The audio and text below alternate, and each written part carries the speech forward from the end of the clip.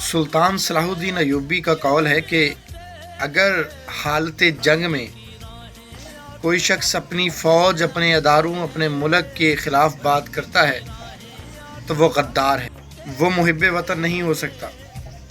ہو سکتا ہے کہ آپ کے ادارے غلط ہوں، آپ کا ملک بھی آپ کے بقول غلط ہو، لیکن جب حالت جنگ ہے تو پھر آپ کو اپنے اداروں کے شانہ بشانہ کھڑے ہونا پڑے گا، اپنے ملک کے ساتھ کھڑا ہونا پڑے گا اور اپنے اختلافات کو سائیڈ لائن کرنا ہوگا، کیونکہ اجتماعی فائدہ دیکھا جاتا ہے، انفرادی فائدہ نہیں دیکھا جاتا۔ تو میرے باشعور شہریوں سے درخواست ہے کہ انفرادی فائدہ نہ دیکھیں، اجتماعی فائدہ دیکھیں۔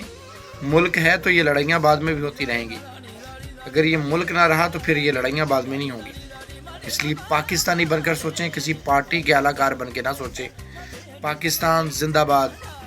We stand with our army, our forces, our air force, our navy, our army.